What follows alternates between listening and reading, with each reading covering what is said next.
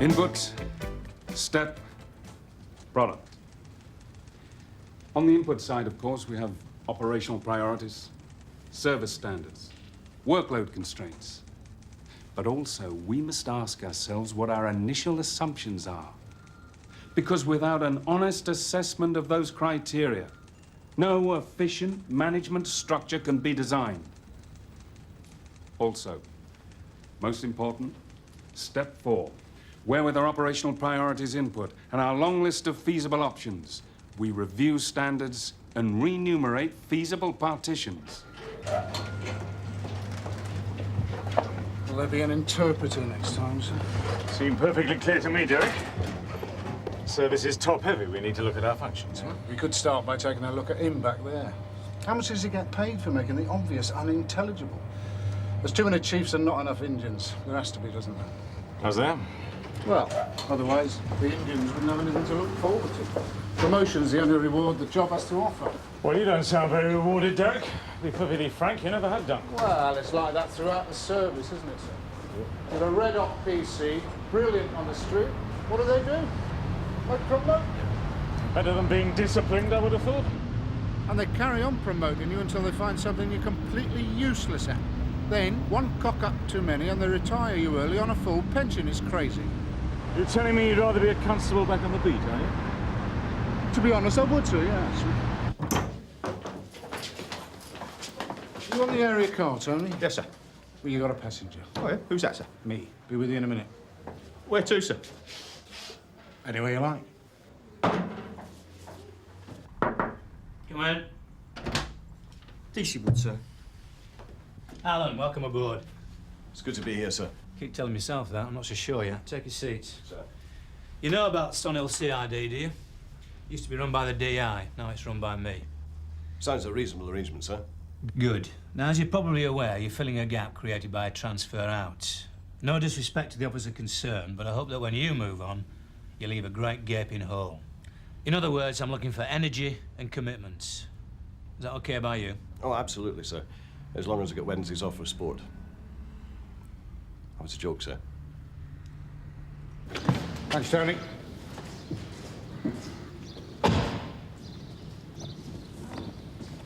It's only a whim. I am allowed, you know. Yeah, of course, sir. Nice to have you on board.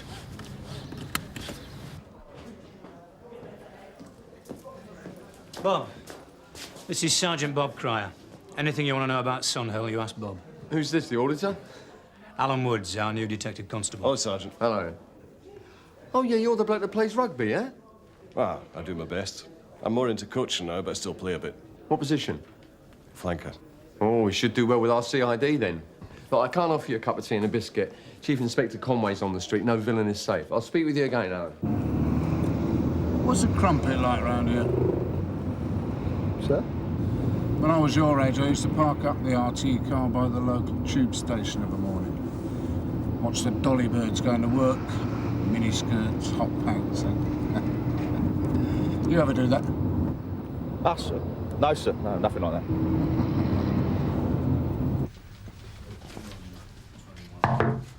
I'm off out, Gov. Witness statements on the cash point muggings. Right, I tell you what, Jim, could you take Alan with you? Show him the ground. Sure. I'll catch you later, Alan. Right. Well, you've hardly transferred into the big time, mate. 50 quid a go, most of these muggings. No problem. I always work on the widow's mite principle. Might what? So what's the attraction of Sunhill? Do you live over this way, then? I will do from next week. New wife, fresh start. So you're married, then? Is that all right? No, divorced is more common here. Yeah, well, I've done that as well. You? Nah, neither. Married to the job, eh? Who says? You've got the look. What look? Dedicated. Well, if this is the best you can do crime-wise, I think I'll go walkies for a bit. You sure, sir? Look, just because I drive a desk doesn't mean I've lost the use of my legs. There you go. Drop me just by the market there. Sir?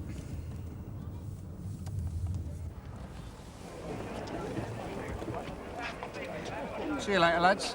Yes, sir. Quick before he changes his mind.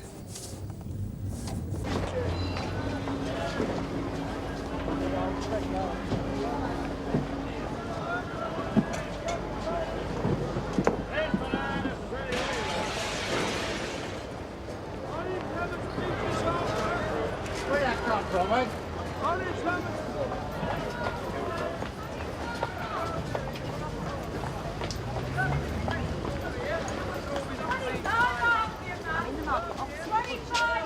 Get someone down as soon as you can. Oh, hang on, no, it's all right, forget it. One of them's just arrived, yeah. The police, yes, thanks. Oh. What happened then, love? Some yobs just chucked this through my window. And is it stolen, then? No, I don't think so. He just slung it and went on his way. Stoned out of his brain. Drink, drugs, I don't know. Oh, look at me figurines. What did he look like, love? He had a plaster cast. You what? No, on his arm. Oh, plaster cast, yeah. Silly old fool. Won't catch me out in the streets when I'm Chief Inspector. No, expect they'll catch you before then, Sarge. Sierra Oscar from 5-4. Hello, here we go.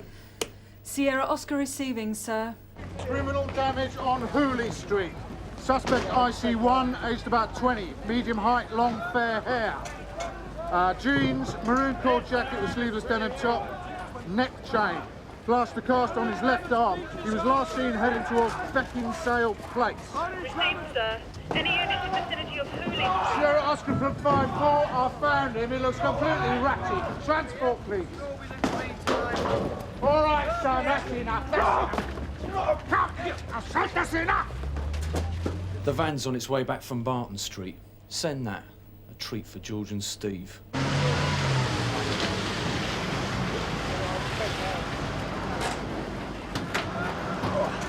Cheers, lads. If you could just take him back to the station to sober up, I'll interview him later. I'm just going to inform the shop owner and make arrangements for a statement.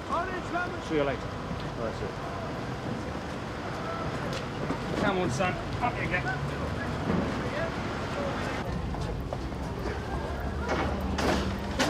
We've nicked him, Mrs. Harvey. Good. Hope you broke his other arm. I should have done this half an hour ago. I would have done, if my excuse for her husband hadn't been late. I only come in to do a bit of tidying up.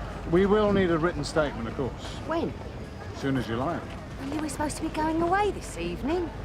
It's a good start to a holiday, isn't it? Well, you just pop by the station when you've finished up. It'll only take 5 minutes. Just ask for Chief Inspector Colin. Right. That's the one-armed drunks taken care of. Wonder what he'll go for next. One-legged grab and fleas. Sarge, there's a 999 call coming up. Armed robbery in progress. Allied Mutual Building Society, 59 Woad Street. Armed robbery in progress. Believed only one suspect. Sierra Oscar 2's ETA, 3 minutes. Dream on? Rubbish, take a left into Pampas Road. You come up to Wone Street from the back. What about matey? Ditch him. How can we ditch him? He's Conway's. Well, bring him then.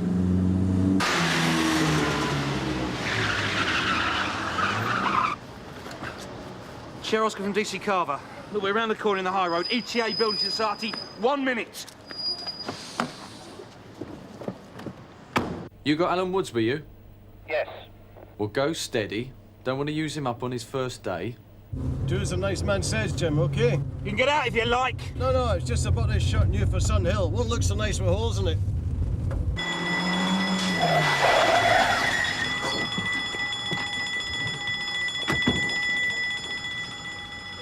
Police!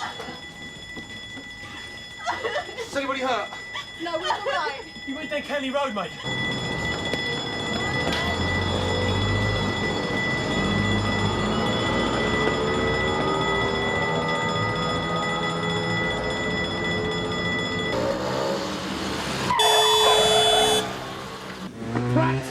You want me to drive?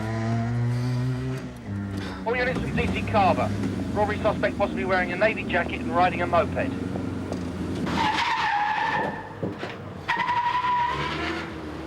Sierra Oscar from Sierra Oscar 2. We almost went through a possible suspect less than a minute ago. Junction of Pampas and Vizier Roads, heading east. Oh, excuse me, love. Did you notice a moped parked outside your house just now? No. A dark blue jacket, green trousers, a blue crash helmet, green balaclava. Red scarf. Red scarf. It should be all on the video. Gloves? Black, I think. And the weapon? Some sort of pistol. I don't know. He was holding it in a carrier bag. Oi. You just dump this in my garden. Sorry, mate. There's a bin up the road. Use it.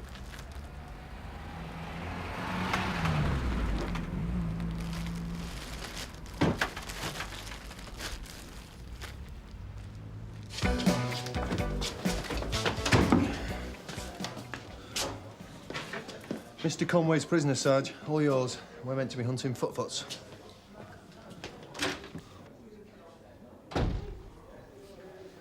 I've got the security video. The estimate, about £1,000 stolen. Cash. Where's Carver? Interviewing the cashier. She was a wee bit distraught earlier. So the theory is the hammer was hidden in the carrier bag to represent a firearm? Yes, sir. So, Vic, what villains do we know ride a moped? I never saw him come in. I was serving a customer. Next thing, there's this bag with a gun inside it being pushed in my face. I thought it was a gun. Did really. Yeah. It's all right, Elaine. It's all over now. But giving away all that money for nothing. Stupid. It's not stupid. No one's blaming you. We wouldn't want you to do anything else. You did the right thing, love. Honestly. But I didn't know it wasn't really a gun. I had to give him the money. I had to. Sorry. Sorry, Jim. Socko's here. Can she have a look at the hammer and the carrier bag? Is that okay? Yes, that's terrific. All right if I go then? Yes, sure. Thanks for your help. Have a nice holiday. Yeah, I will. Thinking of all the mess to clear up when I get back. Make sure you nail the little oik to the floor. Well, we'll do our best. Bye-bye. Sir, your man's come round. His name's Deacon. Duty solicitor's with him now. Oh, yeah? Who is he? Michael Ash. No sweat. I'll just be a moment, all right? Look, I'm just going to run her home. She's too upset. We can speak to her again tomorrow. Excuse me, Jim. Did you have a look at this? In the gusset at the bottom of the bag, till receipt. Shop name looks like RL Hardware. Right there, Mr. Deacon. Before we get into heavy interrogation, Chief Inspector, could I just say that my client admits to being drunk and disorderly, but denies the criminal damage? On the grounds that he can't remember it. You were arrested yards away from the premises in question, Mr. Deacon. And you fit the description given by the complainant to a T. She even remembers your neck chain. Oh, come on. Lots of young men wear neck chains, Mr. Conway. Aged about 20. I'm only 19. 5'8" to 5'9" tall, thin build, marked complexion, long fair hair. Dark jeans, ripped. Maroon cord jacket, denim top. Plaster cast on left arm. Left arm, Chief Inspector? Correct. Hold up your left arm, Trevor. Now hold up your right. I'd say we have a case for disputing the identification evidence. And I would ask that my client be given an opportunity for an identification parade. Ash is quite in pace at me. He always does. He wants an identification parade in accordance with Code D, paragraph 2. It's your lad with the plaster cast on his arm? On his right arm, not his left as stated. Where am I supposed to find 8 people with their arms in plaster? Well, you could always send out snatch squads to the local hospitals. Just tell him that a parade isn't practical. Inspector Munro won't quibble with that. Oh, well, strictly speaking, that's not correct. Though you could have a parade if the participants were only visible from the chest upwards. I suppose so. What I did when I had a case like this before was I brought in 8 volunteers and broke their arms. Excuse me. Good afternoon, sir. Police. Can we have a word? Sure. Come in. Are you the proprietor? Yes, Ramesh Lal. We're trying to trace someone who may have called into your shop 2 days ago, Mr. Lal. He purchased goods to the value of £20.49. Now, would a sale of that amount ring any bells? We make many sales of £20. It's a busy shop. He may have had a moped. An identification parade under para 2 of the code would not be practicable. Nor, obviously, for the same reason, would a group identification under 2.6 of the code. Yeah? Yeah, yeah. So, what you do is you go straight for it and call his bluff. Because what we can do is under para 213, we can arrange a confrontation of the suspect by the witness. So you get hold of Mrs. Harvey, get her in here, and get her to point the finger. No argument. She's gone. But you've got an address. Bangkok. Oh. Well, we'll sort something out when she gets back. I'll forget it. Stick him on for the D&D. Drop that as well, if you like. Give him a commendation for it, like it. I don't want anything more to do with it. Sierra Oscar from Martella. Receiving the RL hardware seems to be a blowout. Could you inform the DCI, please? You know, if you'd knocked our man off when he came round that corner, you'd be a hero now, you know. I think it might have been a woman, you know. Something about the feet. John. Sir. Oh, I hear a rumour that Chief Inspector Conway's made an arrest. Yes, sir. D&D plus criminal damage. Well, alleged criminal damage. Good bit of positive policing, sir. Well, maybe it's something that I should be doing as well. When my workload eases, of course. Certainly did wonders for morale, sir. Good. Well, I have to say, if that's a woman, you can rule me out a blind date. Yeah, but a moped's more a woman's form of transport than a man's, isn't it? Oh, yeah. Personally, I'd rather have a two-wheel Skoda. What about the shoes, though? That's the point. Yeah, well... Yeah, well, they're definitely not trainers, are they? And they're more the kind of thing my mum wears. Sort of naff and pointy. Made some progress on the Building Society raid, sir. Oh, yeah. Garfield's had a brainwave. So I hear. Better promote him, quick. Oh, I shouldn't worry about Deacon, sir. He, seemed harmless enough. Mr. Lal? Yes? Oh, hi. It's us again, Mr. Lal. Sorry to be a nuisance. Can we ask you to think again about 2 days ago? Sure, I'd like to help. Only we now believe the person we're trying to trace may be a woman. You see, I take your point that £20 is not an unusual amount. Not quite so common for a woman, maybe, eh? In a shop like this. Can you think of a woman who bought an expensive item a couple of days ago or made a bulk purchase of some kind? Mrs. Pate? Who's Mrs. Pate, sir? I can't remember if she came in the day before yesterday. But she's a regular customer, buys all her household supplies here. We always knock a little bit off the bill for her, Think, you know. please, was she in the shop 2 days ago? But Mrs. Pate is a nice lady. Well, there's only one D Pate in the local book, and that's a 34 Wassell Road. Yeah, fine, but I want to be in on the interview. Jim, robbery squad have been informed. They're going to leave it with us for the moment. Oh, because there wasn't actually a gun? Well, they're staking out a cash and carry this afternoon in South London, expecting a gang of 5 all carrying sawn-offs. So what would your priority be?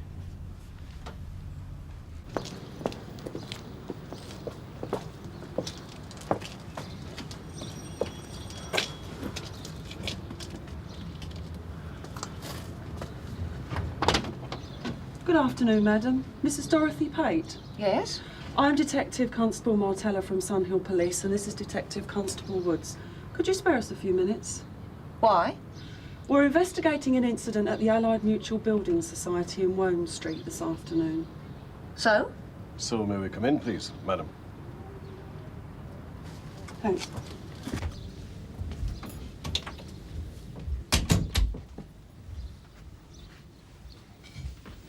I won't invite you to sit down. I have to go out shortly. Meals on Wheels? An unofficial version, yes. Well, like I say, Mrs. Pate, we're investigating an incident at the Allied Mutual Building Society, and it would be very helpful to us if you could tell us where you were at 3 o'clock this afternoon. Upstairs, vacuuming. Is there anybody else in that could confirm that? I'm not in the habit of needing my statements confirmed. Do you ever use the Allied Mutual Building Society? No, I don't. Mrs. Pate, the person involved in the incident was wearing a pair of shoes like those in there and a blue coat like the one in the hallway. So can we take him away for forensic examination? Forensic examination? I really don't think we need bother with that. How did you get here so quickly? Oh, the carrier bag, I suppose. I simply didn't know what to do with it. Didn't have time to get rid of it. Couldn't ride holding it. As you can see, I'm no expert. I presume you'd rather do this down at the police station. We got a body for that building society job. Oh, yeah? Well done, CID. You don't fancy being in the interview, do you? Me? Why? Well, I don't know. I just thought you might like to chance your arm again. Well, you've declined legal representation, Mrs. Pate, but I must remind you, you're still under caution. Yes, well, I have to be at Mrs. Hetherington's by 6:30. She relies on me. All my old people rely on me. Well, I'm sorry, I can't guarantee you'll be away by then. Why have I not? I'm not a criminal. You've just been arrested for stealing £1,125 from a building society. And I've admitted it. So why can't I be bailed straight away? I don't see what all the fuss is about. What else do you want me to say? I wrapped a scarf round my face, I held a hammer inside a carrier bag so they'd think I had a gun, and I gave them a note asking for money. Not them, Mrs. Pate. No armed robber asks them for money. It's always a particular human being. But it wasn't a real gun. I had no intention of hurting the stupid girl. She assumed you were willing and able to blow her head off. I mean, that's the point of armed robbery, isn't it? To put them in fear of their lives.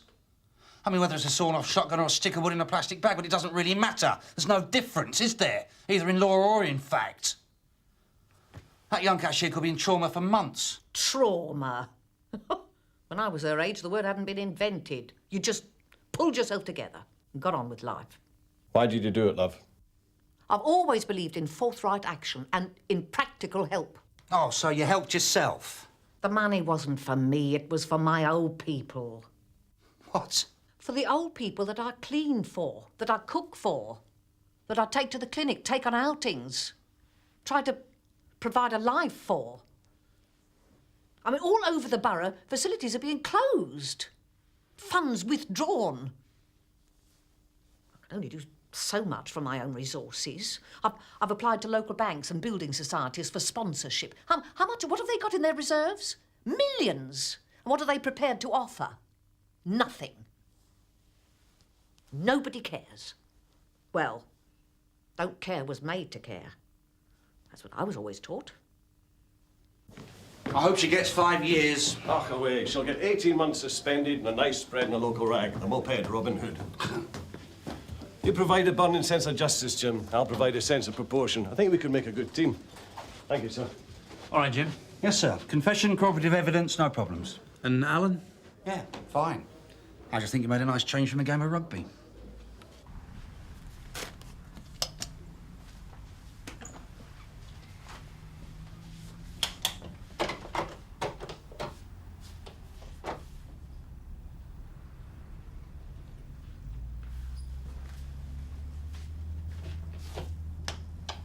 Oh.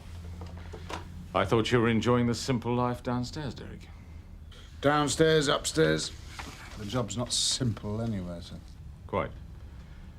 Money's better up here, though. At least you're not out on a limb.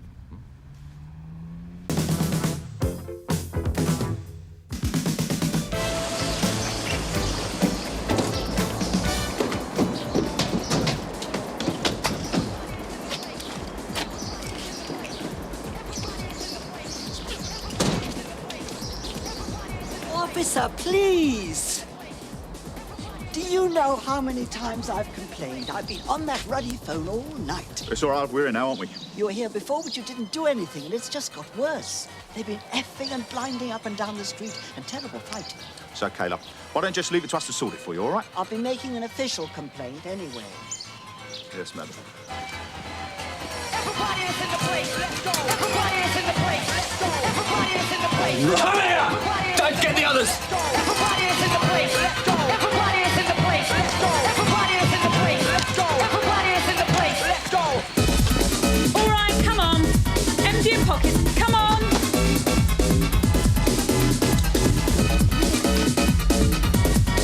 Oh, come on. Okay, who's in charge here? Invites only, man. You looking to get yourself nicked or something? Right. You just got your wish. Sarge! Go on, Dave!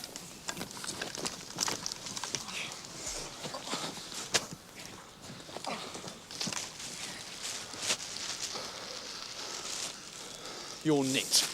Thanks, Sarge.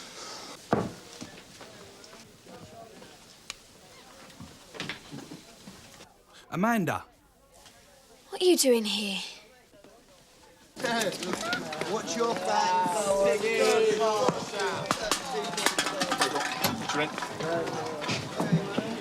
Tony, get rid of that lot, will you? Hold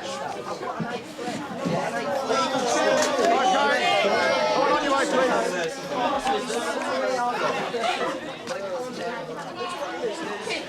Come on, budge up.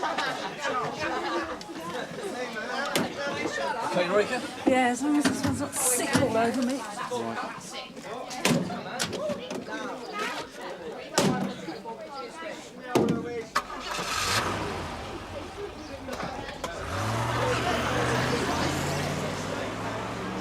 Give it some welly, Tony. I'm dying for a bacon sarnie.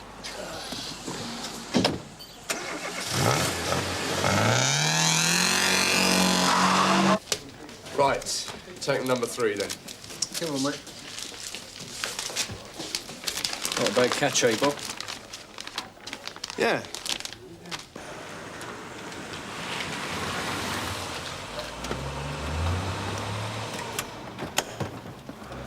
How'd you get it?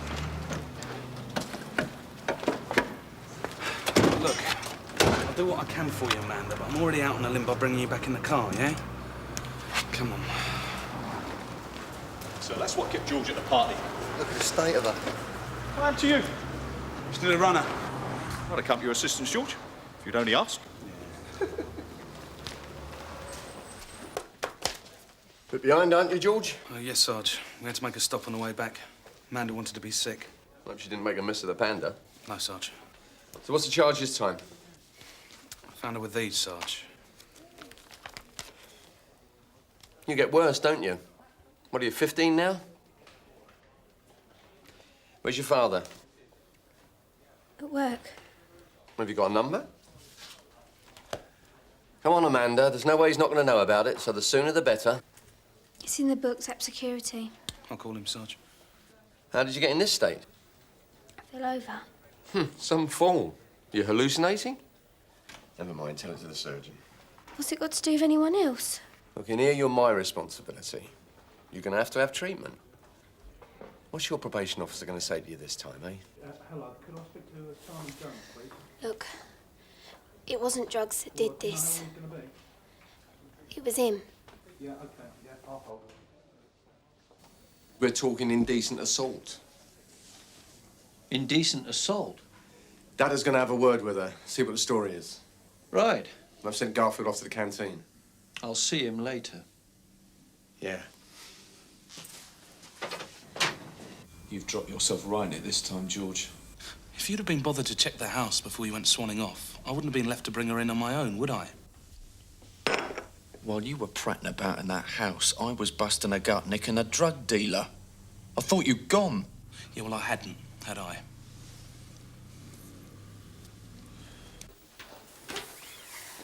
I don't want any coffee.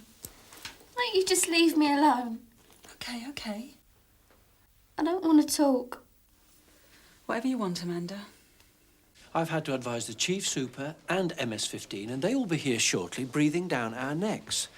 Since when did we start transporting female prisoners single-handed, Garfield? I know the girl, sir. Oh, you do you? Well, I thought I did. Obviously, I don't. I never thought she'd pull a stunt like this, sir. Well, she has. And now you've got a CIB investigation hanging over you. And where was the coordination? Is this the way we run a simple operation at Sun Hill? It was my fault, sir. I was distracted by the activity outside. We did make 6 arrests, including this drug dealer, and I left Garfield to secure the premises. But I was not aware that he'd also made an arrest. I'm afraid I was a bit remiss, sir, and I'm sorry. All I can say is she must have a vivid imagination if she thinks George has given her one. I don't think he knows where it is yet, does he? Yeah, well, I reckon he's a right pillock for not calling assistance. And I tell you what, when MS-15 gets hold of him... Now, they'll send someone like Reed down to slap his wrist and it'll all be over by lunch. As it happens, I agree with Steve. Here we go. Now, look, listen.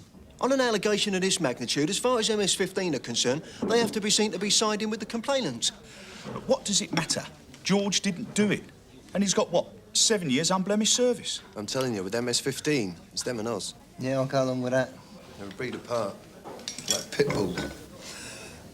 Inspector Monroe seems very strict. Oh, believe me, Paul, Sunhill's a damn good nick. That's not to say we might not run up against the odd difficult character. Morning, Ma. Frank! This is a pleasant surprise. My colleague, DS Paul McCourt, DI Burnside. I've heard mention of you, sir. Yeah, well, I believe everything you hear. I tend not to, sir. You know about this allegation against George Garfield, I suppose? I think I heard it on Jackanory. It certainly doesn't sound like the George Garfield I know. Well, even if it is a non-starter, I suppose you've still got to spin through the motions, haven't you? Paul, do you want to go along to the conference room? Frank, I'm here to investigate a serious allegation. I intend to conduct a thorough and rigorous inquiry, and I don't care who's in the frame. I wouldn't expect anything else, Mum. Good. Because if you know anything, a bit of cooperation would be appreciated. Well, nothing springs to mind. But you do know that our Miss Jones has got form for theft. Yes, I checked her PNC record to see if she'd made any previous allegations. What about the surgeon's report? Well, she hasn't been examined yet. She's waiting at the rape suite for her father to turn up. Which no doubt he will, baying for police blood. Complaints all the rage, Frank. It's a cross we have to bear. Not exactly what you joined the job for, though, was it, Mum? Policing the police. It's part of the job, Frank, and as long as I'm asked to do it, I will. Rather you than me. Can I see Amanda now? Of course, Mr. Jones. She's just having a shower. How is she? Well, she's still very upset. Has she been... I want to know. We don't know yet exactly what happened, but perhaps now that you're here, Amanda will find it easier to talk. I have to ask you to surrender all the clothes you're wearing for forensic examination. Is this really necessary? I'll come with you to the locker room. This is what was found on her. This looks like coke, and these are probably ecstasy. Thanks, Bob. Was she acting strangely at all, as if she might have been stoned? She seemed all right, a bit tearful. But as soon as she made the allegation, she broke down. Hardly surprising if she'd just been attacked. If she had been. Right, thanks. We better get over to the rape suite. There was just one more thing. I haven't spoken to Sergeant Boyden yet, but perhaps you'll know. Why was PC Garfield bringing Amanda back in the car unescorted? Well, you'll have to ask Sergeant Boyden that, man. Of course, thanks. I do know that PC Garfield knew the girl. Perhaps he was just... Just what? Well, just trying to help out the relief. Save calling them back again. You're right. I'll wait and see what Sergeant Boyden says. Mr. Parker, can you hear me? Do you want a solicitor? Forget it, Dave. We'll interview him later. Yeah, but don't you think we... We all know what can happen if you get over-eager.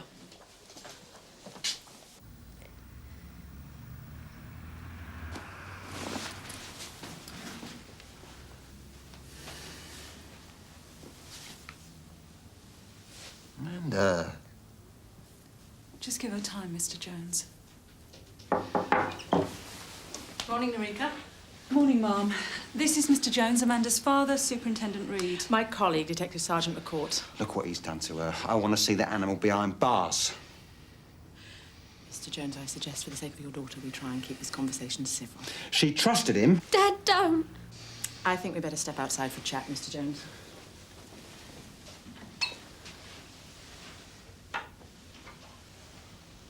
Mr. Jones, whilst I have every sympathy with you, I must say that your attitude is not helping your daughter. Oh, yeah, the police have helped her a lot, haven't they? I've never seen her in such a state, and it's not because of me, is it? I didn't mean it like that. You'll try and put her off, won't you? Say she imagined it or something. We're from a special department of Scotland Yard called MS-15. We're not connected with the officer nor with Sunhill Police Station. Our investigation is impartial. Don't give me that. He's a copper. He's one of your own. I can assure you, Mr. Jones, as a police officer and as a woman, the last thing I'd do is protect a sex attacker. My dad's not usually rude. Do you get on well with him? I'm all he's got. What about your mum? Did you ever see her? No. She went off. It doesn't matter. We just need to ask you some questions, Amanda. Narika, would you mind? Do you want your dad to sit next to you?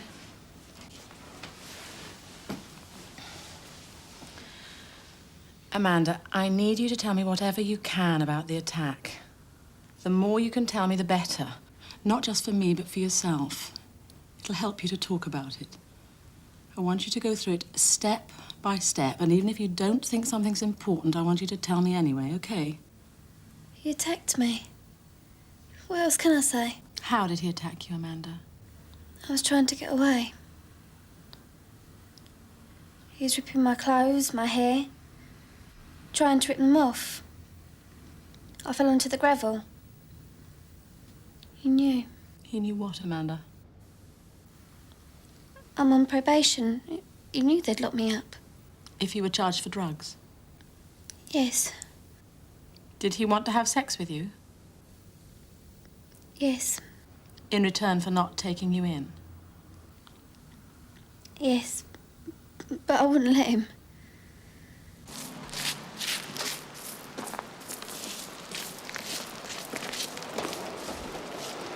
Here. What you got? Bit of clothing. Could be part of a dress.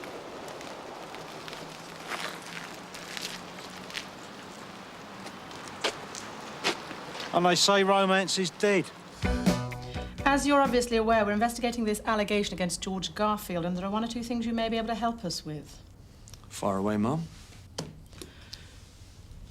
Did you know that PC Garfield and Amanda Jones were friends? It's news to me. He didn't mention it when you went to raid the party? No. It's a bit strange, isn't it? Maybe he was embarrassed. Were you aware that PC Garfield was going to bring Amanda back in a panda car? No, Mum. So, you didn't really know what PC Garfield was up to during this raid, despite the fact that you were in charge of it? I didn't tell him anything, George. There's nothing for you to tell, is there? I think they've sussed you've been given her one. Is that what they think? I was just trying to be nice. Oh, just because I usually wear a uniform, it doesn't mean I can't be nice sometimes. No, of course not. But I understand. Understand what? How it is. I just came in to see if Garfield wanted a solicitor, Mum. You're aware you're not supposed to be in here, Sergeant. Yes, Mum. And does PC Garfield want a solicitor? Well, I was just... I don't need one. Thank you, Mum. Well, that clears that up. We'll say no more about it, Sergeant. Thank you, Mum. PC Garfield, this interview will be tape recorded. I must caution you that anything you say may be used in evidence. Do you understand the caution? Yes, Mum. You're not under arrest, but you are entitled to free legal advice. Do you understand? Yes, I understand, Mum, but I don't want any help. I am Superintendent Reed from MS-15. Other officer present, Detective Sergeant McCourt, also from MS-15. Interview commences at 11:16. PC Garfield, you are under caution following an allegation of indecent assault made against you by Amanda Jones of number 3 Elcott Road, Sun Hill. Yes, Mum. PC Garfield, can you tell me how well you know Amanda Jones? Well, in the past, I've arrested her twice for shoplifting. She also has other convictions for theft. The first time I arrested her, she was 13. She had no mother, and she was trying to look after her father. I thought I might be able to help keep her out of trouble. I see. So you've got to know her quite well, then? No, not well, Mum. I just felt sorry for her. Do you always feel sorry for people you arrest? No, Mum, of course not. But she's a bright girl. I didn't want to see her get on a downward spiral. Do you know her well enough to visit her at home? Well, I've popped in occasionally, if it's been on my beat. Did you visit her when her father was out? Well, most times he'll be in, but I had no way of knowing whether he'd be there or not. On your visits to see Amanda, what did you do? Oh, just chat. Asked her about school. Talked to her about her boyfriends and that. Why did you want to know about her boyfriends? It was just something she used to bring up. And on this shout to her house this morning, did you tell Sergeant Boyden that you knew Amanda lived there? No, Mum. Why not? Well, I was going to tell him as we were going into the house, but with the noise and everything. When you left the house with her, did you drive her straight back here? No, Mum. Why not? I stopped Mum because she said she wanted to be sick. So when Socko look, they'll find Amanda's vomit. Well, she wasn't actually sick. She just said she was going to be. It was your idea to stop the car, was it? Yes. I didn't want to risk her messing it up. Couldn't you tell whether she was genuinely sick or not? No. I believed her. She acted as if she was going to be sick. She says you stopped the car and suggested having sex with her. Definitely not. In exchange for letting her go. No. You knew she was on probation. Yes. And you knew that she would probably go into youth custody if she appeared in court on a drugs charge. Did you or didn't you? Yes. Is that why you tried to make a deal with her? I didn't. She says when she turned you down, you sexually assaulted her. That's not true. Then explain to me why she has cuts on her hands and legs and how her dress got torn. She was trying to escape. The surgeon says she's had recent sexual contact. Not with me. You've never had sex with her? No. It still doesn't add up to anything. Garfield says he stopped there. She says she was pushed. He says she fell. Same old story. We haven't been to the scene yet. I have. It's not the sort of place Garfield would take a bird.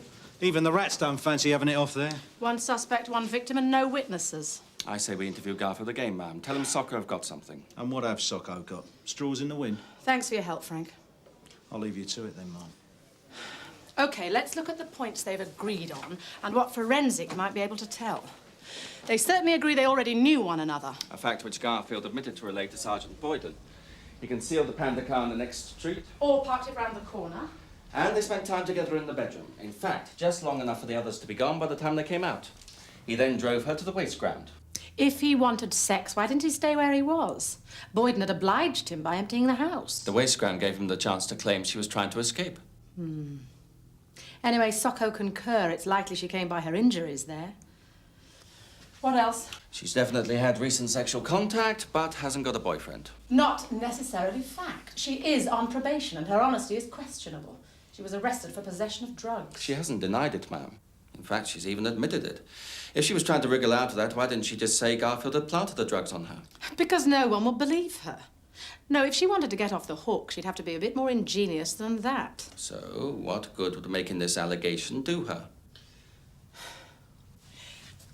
If you were a magistrate about to sentence a young girl for possessing drugs, what would you think if the whole case were overshadowed by a sexual assault? I think she knew it would invoke a hell of a lot of sympathy. It's a bit of a long shot, though, isn't it, ma'am? What would she get for possession? Could be youth custody, I suppose. I think she's making a desperate bid for freedom. She's got nothing to lose and she knows it. Garfield, on the other hand, stands to lose the lot. He's got an untarnished record. With respect, ma'am, I have to say it. You seem to be making PC Garfield out to be some kind of a saint. I don't believe from what I know of him that he is a sex attacker. He's fancied her for ages and tonight he was in with a chance. We know she's had sexual contact. Why would he bring her back here afterwards? Stephen, last night you were at a party at number 3 Elcott Road. Do you remember that? We were all there. That's where we picked you up. Yeah, I was there. Do you remember what you had in your possession when you were arrested? No. Well, when we caught you, you tried to dispose of some pills and some powder. Those substances are now awaiting laboratory analysis. And I think the lab will confirm them to be 21 pills of ecstasy and 20 grams of cocaine. Over £1,000 worth of drugs. You also had £200 of cash on you. Yeah, I remember having some money on me. But I don't know nothing about drugs. Did you go to that party with the intention of selling drugs? No. Were you aware that many of the youngsters at the party were taking drugs? No. Do you know what a Class A drug is, Stephen? Well, let me tell you that I believe what you had on you last night are Class A drugs. Do you know what possession with intent to supply means? I've already checked your police records, Stephen. Supplying drugs is one thing. Supplying them to kids is something else. Look, I swear it, none of the drugs at that party came from me. On my life. I don't deal to kids. I've never done it. I don't need to do it. Look at my record. So what were you doing there then, eh? Why weren't you at a proper rave? What were you doing hanging around at a kid's party?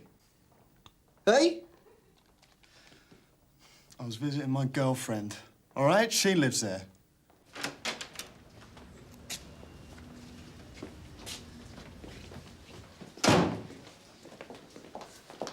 Mr. Jones, we'd like to have another chat with Amanda. Oh, come on. She's had enough for today. Let's just get her bailed and go home, eh? I'm sorry, Mr. Jones, but some new evidence has come to light. We've been talking to Stephen Parker. He says he's your boyfriend, Amanda. Is that true? No. I put a stop to it. He's a drug pusher. Amanda, did you see Stephen last night? No. He says you did. Why would he say that if you didn't? He's probably stoned, I don't know. He was picked up this morning running away from your house. Maybe he popped in, I don't know. He says you went upstairs to your bedroom together. Is that true? Stephen's already told us. Have you had sex with him? No. Stephen said you did. He's lying. He's already made a statement. I must ask you to think very carefully. Have you, in the last 24 hours, had sex with Stephen Parker? And the allegation that PC Garfield sexually assaulted you, is that true? I'll need to hear it from you, Amanda. No. Maybe youth custody will sort her out. I doubt it. You've never had much faith in the system, have you, Frank? I don't know. Maybe today proves something works. Oh, you don't see MS-15 as the enemy within, then? You're a necessary evil. Thanks a lot. Listen, I'd rather have you than some raving loony council committee. We'd still be here this time next week listening to the latest chapter of Amanda Jones's Tale of Woe. And I imagine that Garfield would be strung up by his tackle from the nearest lamppost. You must report back to this police All right, George? station on Monday Yeah, fine, next. Sarge. No thanks to you. Look, I'm sorry. Yeah. Not half as sorry as I am.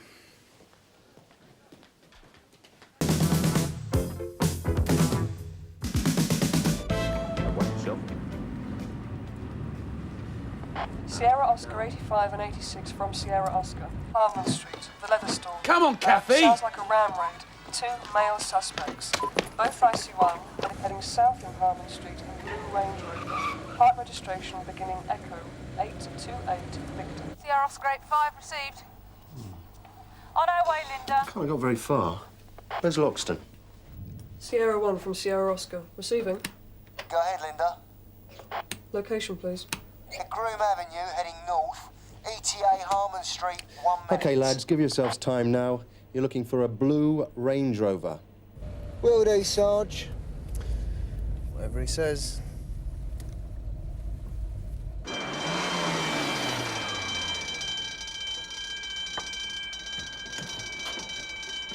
Sit well back, please.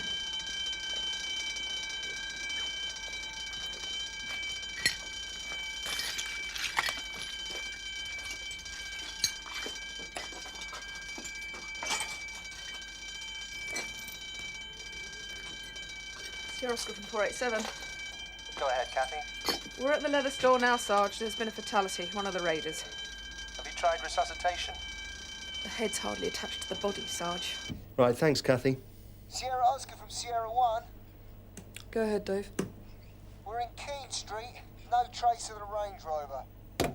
Keep looking, then. Yes, Sarge. One less villain for him to find. Well, I heard this dreadful crash. I looked out of the window and, well, you can see for yourself. This is the second time in a month this has happened in Harman Street. Did you know that? Yes, sir. So just what happened next? Oh, well, there was this Range Rover. It was sort of parked just up the road there. Anyway, he backed down towards the shop. There was a squeal of brakes, and this bloke got out. He got a sort of a mask on, and he went running into the shop. Well, that's when I dialed 999. Well, he was only in there for a couple of seconds before he comes running out with another bloke. But this one, I got a couple of jackets, I think. But that was all. Do you remember how they were dressed? Oh, nothing special. Jeans, trainers, maybe. What about on top? Oh, I don't know. I don't take that sort of thing in. OK, sir, thanks very much. On your way, please, sir. Well? These scaffolding poles, when the truck stopped, they must have come right through from the back and will virtually take his head off, sir. Right. Have we contacted the key holder? Yes, sir. Good, you can go and see if there are any other witnesses. Garfield, get out there and shoo the sightseers. Sir. Sierra Oscar from Sierra Oscar 1, receiving? Go ahead, sir. I think you'd better wake up CID. Right, sir. Linda, can you deal with that? Reg, I want you to run a PNC check. Find out what our options are. Can't be that many blue Range Rovers. Not on our patch, anyway. There, back there. Come on, Steve.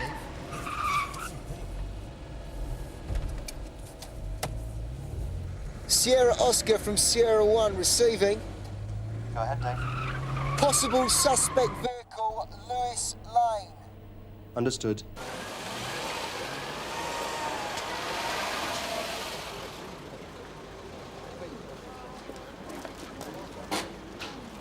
Sir?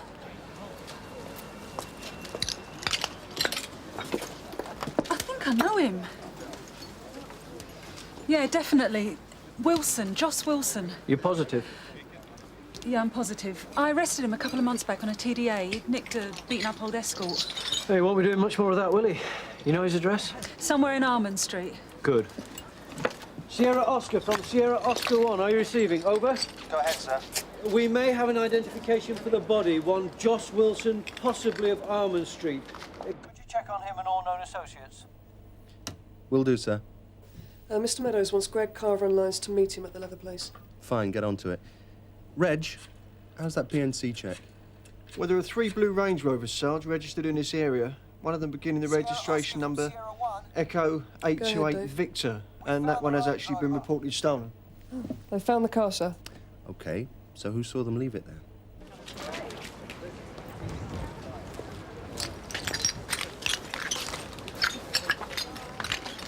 Right. There's no damage to the lock or to the door either side. Also, the keys are in the ignition, so I wonder whether it was stolen or not. Have you done a PNC? Yeah, it belongs to a Mr. Challen. Hasn't been reported stolen. Also, there's this. Now, I reckon it was used as some sort of a shield across the windscreen. It's not very macho of them. Yeah, well, what he really needed was a shield behind him.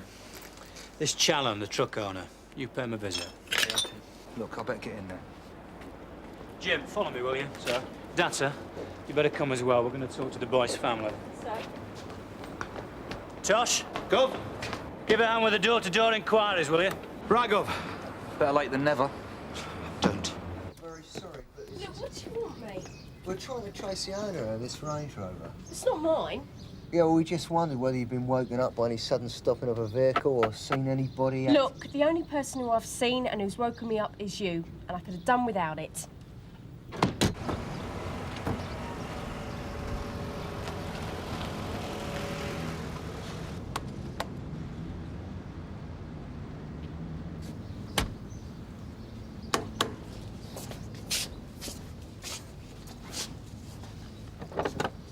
Mr. Wilson? Yeah?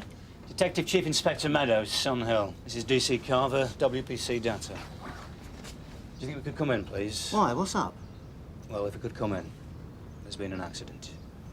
What is it? What's happened? Come in. Thank you. So what is it?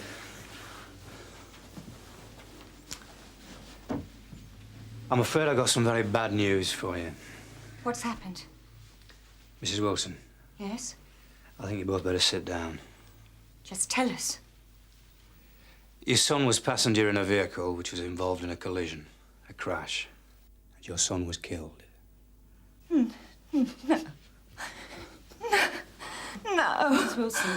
I can't. I'm very sorry. Mr. Wilson, I'm afraid I'm going to have to ask you to identify the body. Not immediately, of course.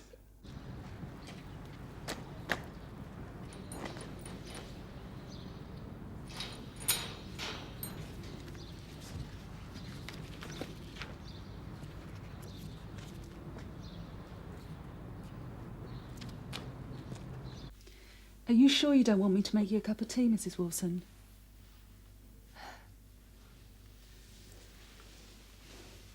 What happened? Your son was passenger in a truck, and the truck was driven into a shop. A truck? Well, what was he doing in a truck? What truck? Where do you think your son was, Mrs. Wilson?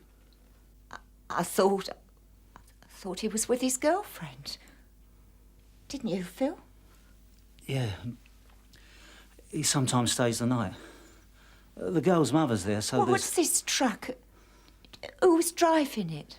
We don't know. Now, who's his girlfriend? Karen. Karen Dawes. Where? Harrier House, flat 30. Thank you. Just excuse me a minute. Tosh, it's Meadows. Go ahead, Gov. Apparently, Wilson was with his girlfriend, Karen Dawes, flat 30, Harrier House. Pay her a visit. Will do. Jim. Yes, Gov. Can I see him? Well, I don't think that'd be a good idea just at the moment. See, it takes a while. I want to see him. Please. Jim? Is there someone you'd like to come and sit with you, Mrs. Wilson? I'll get a neighbour. I don't want anyone. Where'd this truck come from? Well, Mrs. Wilson, who were his friends? Who did Joss hang around with? He wasn't this... bit of a loner, really. What happened? What really happened? We think the truck was being used in a ram raid. What? But he's never done anything serious. Took a car once, joyriding. Kids are stupid sometimes, aren't they? All kids. Fair number, yeah. Come in, Gary. OK, Mr Wilson. I'll be back as soon as I can, love.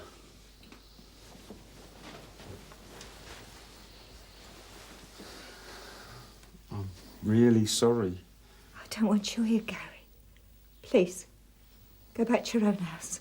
But Sandra... Please, just go. All right. But if there's anything... Once again, I'm very sorry, Mrs. Wilson. A ram raid? We think so, yeah. Who could have got him into that? Karen Dawes. You go, will you? I do think... Leave me alone. I want to be on my own. A neighbour, someone to talk to. I'll have my husband, won't I? Damaged? How damaged? You heard nothing at all last night? No, not a thing. I'm a heavy sleeper in the bedrooms at the back. Suppose I should sleep in the front, shouldn't I? It's a thought. So the truck's normally kept here, is it? Yeah, right here. So, where is it now, and when do I get it back? We'll let you have it back as soon as possible. Which could be any time. You know, that'll help business along nicely. Sorry, Mr. Challen. How is business? Yeah, well, not too good as it happens. Flat as a pancake. Must be hard to make ends meet. Yeah, well, not so hard that I'd go and smash up my own truck. The keys were still in the ignition when the vehicle was found. Now, why would that be, Mr. Challen? I'm always telling the blokes to hang the keys up. And yesterday, who was it who used the truck? Oh, now that would have been... Look, it was me. Was it now? We all make mistakes. Of course. And do you by any chance keep plywood here? Oh, yes, but what's that going to do Could you with... show me, please?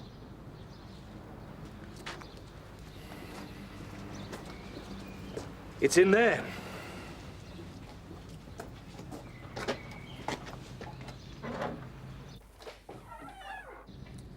I think you could do with some security advice, Mr. Challen. Well, it's not normally open. So how did they get in? Well, the keys were on the same bunch as the ignition keys, which were left... In the ignition.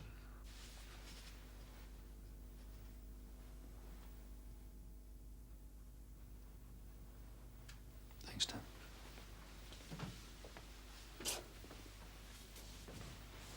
I'm sorry, Mr. Wilson. All my fault. All mine. Teenagers are... Everybody has difficulty controlling them these days. So, what is it? Is Karen in? Karen? What about her? Did she go out last night? No. Why? And is Mr. Dawes in? No, he's out. He's been out since 1978. Karen? Yeah? Police. You get back to bed if you don't want my hand across your arse. When did you last see Josh Wilson? She'd seen him for days. Have you, Karen? I'm asking Karen, Mrs. Dawes. Just tried to help.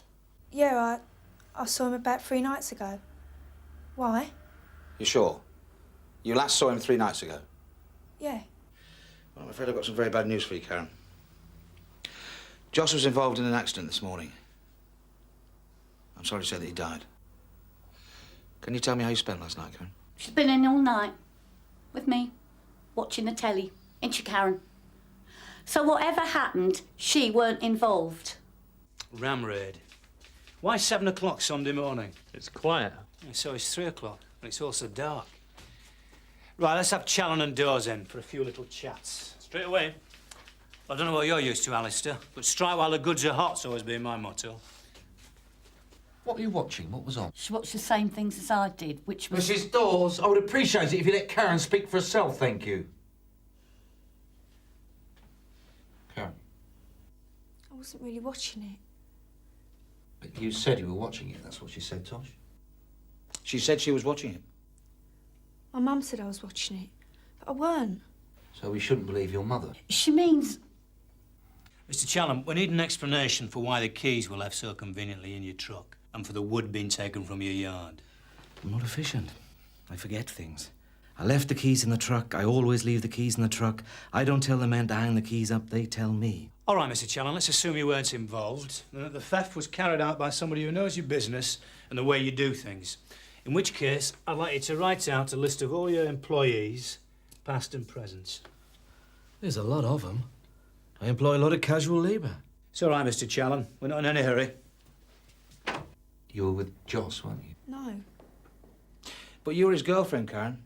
Why are you so scared of saying you were with him? There's nothing wrong with that. Say nothing, Karen. Joss was involved with the crime, but we want to make sure that you weren't involved in it as well. But we can't do that unless you're honest with us. And at the moment, you're not being. How'd you know that? You're 16, aren't you, Karen? Yeah. That's a nice age to be. What do you do on Saturday nights, Karen? I'm not just asking about last night, I mean, in general. A party. Or a gig if there is one. If there's not a party or a gig? Go out for a drink, whatever. You don't drink no alcohol, though, do you, Karen? So there's always something to do. I remember when I first started staying in on Saturday nights. I realised I was getting old. So you didn't stay in last night watching the telly, did you, eh? You'd go out on a Saturday night. Even if it wasn't with Joss. You'd still go out, wouldn't you? Isn't that right? How long were you and Joss going out together? 5, 6 months. As long as that. You must have been very important to him. You know what happened, don't you? You know more than we do. But you don't want to tell us because you feel it's going to make you disloyal to him. What happened to him? He was taking part in a ram raid. And in the crash, a piece of scaffolding went through the back of the truck and into his head. And the people who are doing it with him, they're probably going to do it again. And the next time somebody else is going to be killed, somebody just like Joss is going to be killed. Do you really want that to happen? What sort of loyalty makes you feel that you can let that happen all over again? Well, Karen? Don't tell them nothing, Karen. They'll twist whatever you say. We went to the rave. The all-night on Pullman Parade. Everything was all right till 6 in the morning. When he said could I go in with the girls, because he was going off with these blokes. What blokes? They was twins. I've never seen them. He was going to go off with them there and then. He was excited, you know. He'd taken quite a lot of stuff. He said they'd come up to him and asked if he wanted to go with him. He said he was going out on his first proper job. They'd had experience. He was proud of it. The twins, who were they? I don't know. All right, what did he say about them? He didn't say anything. Look, I don't know anymore. Honest, I don't. But he said he'd been introduced. He was really pleased. Yeah, I just wonder... Shallen, we've had some new information. There are any twins down there on that list? Twins? There's a couple of businesses run by brothers, but I don't... Oh, wait a minute. There were a couple of young twins worked for me last year. Do you have any names? Yeah, well, I'm not very good on names. I'll have them back in the office somewhere. Or where they live? Now, wait a minute. Their father. I done some work for him. He's got a small haulage company somewhere on the Netherlake estate. And he's called? Stevens. Hey, old boy, the brain's the best computer. Does that mean I can go back to bed now?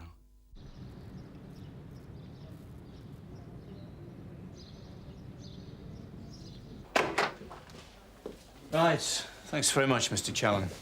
Anytime. So, we need Stephen's address. Then we get 2 squads together, one for his home and one for the haulage depot. I'm glad you've come. I just thought I'd see if you were all right. Come in.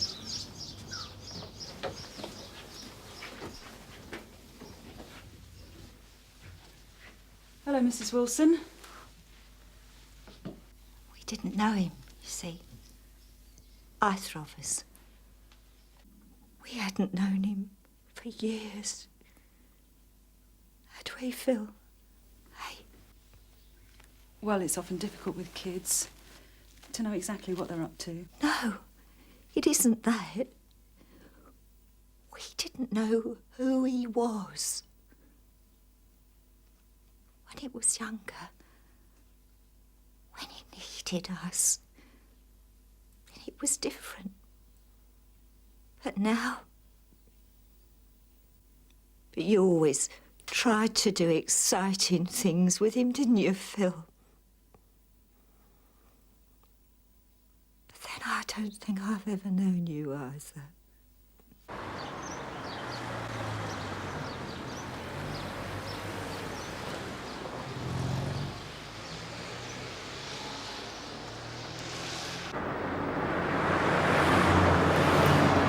So these twins, they do the ram race, pass the gear on to their dad. It's a nice little link-up. He's got a haulage business, moves the gear up north, to the Midlands, wherever. It's very neat, as long as no one gets hurt. Rick to Meadows, are you receiving? Go ahead, Alistair. In position, sir. Off you go, then. Okay. John, you go around the back. Okay?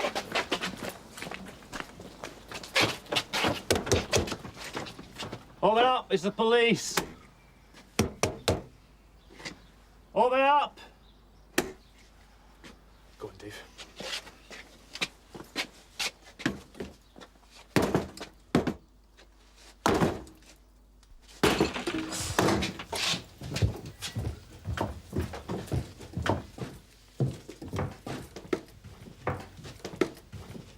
Mr. Stevens? Mr. Stevens? Mr. Stevens.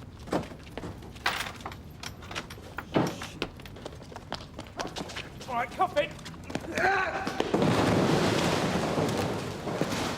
Twice in one day.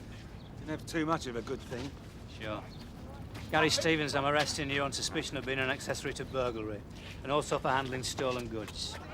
You don't have to say anything, but anything you do say may be used in evidence. Very impressive. Things getting a bit hot, were they? Is that why you're moving it all now? Family business. Warms the heart. So, whose idea was it to involve Joss Wilson? He's dead. As a favour.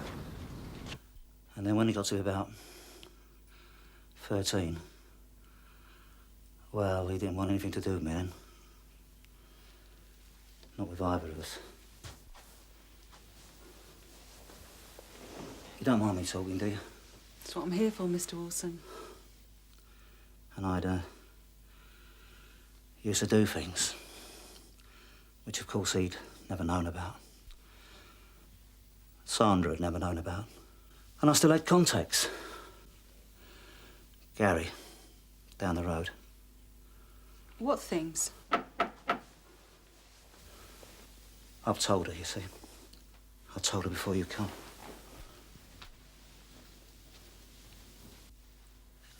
Told you what, Mrs. Wilson? Come in, please.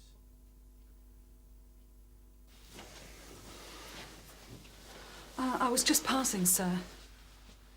Mr. Wilson, I'm arresting you on suspicion of conspiracy to burgle the leather store in Harmon Street. You don't have to say anything, but anything you do say may be used in evidence. Phil? Don't come back. You think it hurts me less than you?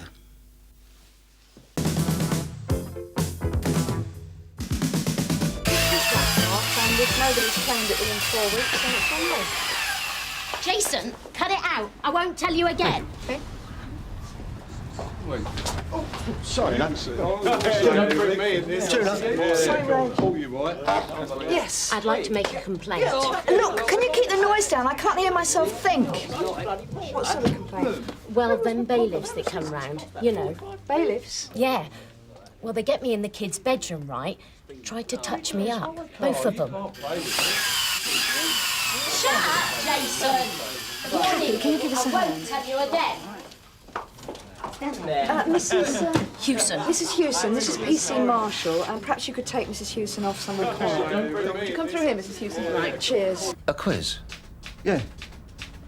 What's the matter with you, Roach? This is the Nick, not your local pub. Yeah, well, that's where I got the idea from. It's damn me local.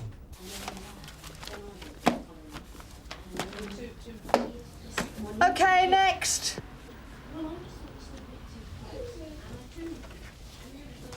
So who's setting the questions then? I am. Well, let's put a kibosh on it for a start. You don't know anything, Reg. I have got books. Come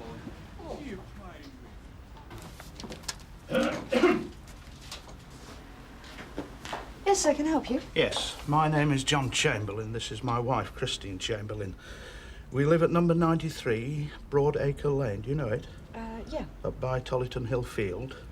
To get to our house, you go past the Star Public House, past the shopping centre on your left, past the first set of traffic lights. Second set. The first set's a pedestrian crossing. Past the second set of traffic lights. Number 93 is the third house on the left. It's the only one with a bay window.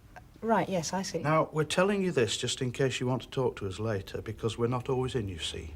I work 3.5 days a week these days, and my wife goes out quite a bit, shopping and that, and seeing friends. Mr. Chamberlain, why exactly have you come to see us? Our next-door neighbour, number 91. We haven't seen her for several days. Right, I see. OK, can you give me her name? Sheridan. Is she married? Not as far as we know. So she lives on her own? Yes. How old is she? Quite young. 30. About 30. Have you tried knocking on her door? Why should we want to do that? Well, to see if she's all right. No, we haven't. So how well do you know her? Well, we don't. She's just someone who lives next door. We don't like to make a fuss. Do you know if she has a job? Oh, yes. Well, she's got a job. I think she's got a job. We see her going off in the mornings, all dressed up, smart, then back again in the evenings. But not for a few days? No. How many days exactly? Oh, we saw her last Wednesday. Wednesdays. 6 days. That's right, 6 days ago. Of course, it's just possible that Miss Sheridan has gone on holiday. On holiday? Yes, taking a few days off work. To go where? Well, I don't know, anywhere. Or she might have decided to spend a few days at home. That's why you haven't seen her. Oh, no. No, she's not there. She's not at home. She's not in the house. Well, how can you possibly know that if you haven't bothered to knock and find out? Because it's nice and quiet. Quiet? Yes. How do you mean quiet? Peaceful. For a change. Are you saying, then, that you've got a noisy neighbour? They come home, make enough noise to wake the dead. Everyone. The whole world's full of noise these days. In the streets, in the parks, everywhere. You just can't get away from it. It's a form of violence, you know, noise. Yes. Look, can you just wait there a minute? Sarge, I think I've got a weird one here. So what sort of questions are you going to ask? Well, I thought I'd leave crime right out of it. Good idea. You wouldn't get many correct answers. No, well, look, I've decided on 4 categories. Sport, popular music, geography, and one other. Maybe films. What about the arts in general? The arts? Yeah. We're not all sport and film freaks, you know. There's some serious music lovers in this place. I've heard Mr. Brownlow sing snatches of opera in his washroom. Is that what it was? Hey, Tony, what do you know about the arts? That's easy. It's a football club in Scotland, isn't it? This neighbour of yours, Miss Sheridan, apart from not having seen her for several days, is there anything else that's made you at all suspicious? Like what? Well, like milk on the doorstep, papers in the letterbox. Anyway, I don't think she has her milk delivered. Oh, she doesn't. Do you happen to know if she has any relatives living in the area? No. Friends? Well, it's very good of you and your wife to come and tell us about this, Mr. Chamberlain. I'll get someone to take a look. What about us? You and your husband? Well, there's nothing... Can we stay here while you take a look? Yeah, if you wish. Thank you. Tony! You finished in custody? Yes, Sarge. Just on my way back out on patrol. Good. So I've got a little job for you. Tony Stamp's on his way out to Broadacre Lane. Oh, good. Look, why don't you go get yourself a cup of tea? I'll take care of this till you get back. Yeah, but... Don't worry about them. They're only doing what we're always telling the public they ought to do anyway. I know, but they don't talk to each other. What? Those two. They only talk to us. So what? Even when they're sitting alone together, they don't talk to each other. Maybe they've been married too long. And all that funny stuff about the noise. Earlier on, it was chaos out there, but they just sat through it as if I don't know, as if they switched themselves off from it. As if it wasn't there. What's wrong with that? I don't know. Excuse me. Good luck. Yes, Mr. Chamberlain. I'm not a religious man, you know. They say it takes all sorts. Neither is my wife religious. I suppose by saying that, I mean we don't go to church regularly. We never have, couldn't be bothered with it. But we both believe in leading a good life. And we both believe in justice. Eternal justice, if you like. What, you mean like hell and damnation? No, that's not what I mean at all. You know, I've worked hard all my life. Glad to hear it. What do you do? Well, I've told you. I only work 3.5 days a week at the moment. That's enough for me. Yes, but what do you do? I'm a butcher. You know, people do get paid back for the sins. In the long run. My wife and I both believe that. Mr. Chamberlain, is that what you wanted to talk to me about? Not quite, no. Well, look, before we go any further, is there anything you wanted to say to me? My wife would like to use the toilet. Oh, Jim, sorry. Mr. and Mrs. Chamberlain, Yeah. I want you to book them in as visitors. Show Mrs. Chamberlain to the loo and then put them both in the front interview room. Oh, and you might as well get them a cup of tea as well. Right, Sarge. Hey, why? Because you're right. There's something odd about those two. Very odd. Have there been any other reports that the neighbour has gone missing? No, sir. So, who have you sent out to take a look? PC Stamp. Well, you know what it's like in the front office as well as I do, John. You get the oddballs and the time wasters. They need a bit of drama in their lives, but they don't read books and there's nothing on the telly. So, they make the drama up themselves, and then come here and tell us all about it. You're still not sure about them? No, sir, I'm not. No Chamberlain J. Yeah, try the wife's name, Kristen. Same address? Yeah. So what have this Mr. and Mrs. Chamberlain been up to? That's what I'd like to know. The same. No arrests entered under that name. All right. Thanks, Donna. What was she doing? When? When you saw her? And she was going to work. That's right, she was going to work. So it was in the morning, I presume? Yes. At what time? About 5 to 8. She always leaves home at about 5 to 8. You saw her too, did you? Yeah, I just said so. No, your wife said so. You had to think about it. Yes, well, I did see her. I remember now. So you went to work that morning? No. I thought the butchers had to start work early. They do. Only if you'd listened when I first told you, you'd know I only work 3.5 days a week. Yes, but you didn't tell me which 3.5 days. Well, if it's of any help, Tuesdays, Thursdays, Fridays, and Saturday mornings. Thank you. We can't be expected to remember everything, you know, like it was yesterday. Mr. Chamberlain, we're really very grateful for you and your wife coming here to talk to us. You've acted like good citizens. Yes. How does Miss Sheridan get to work? She catches the bus. Which bus? Well, I don't know, do I? Number 17A. Oh, yes. Stops by the shops. Sometimes she comes home by taxi. Taxis. All right for some. She's not a car owner, then? No, thank goodness. That's all we need. Car doors slamming late at night. Does Miss Sheridan often get home late? It depends what you mean by late. Car doors are car doors. They're there to be slammed by some people.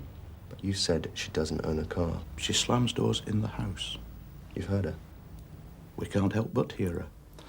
People in Broadacre Lane don't have the opportunity to live in detached houses. And that makes you angry, does it? What? The noise. No. It makes me sad. Sad that some people can have no consideration whatsoever for others. Do you feel the same way about things, Mrs. Chamberlain? Of course she does. I'm asking your wife. Well, do you? Yes.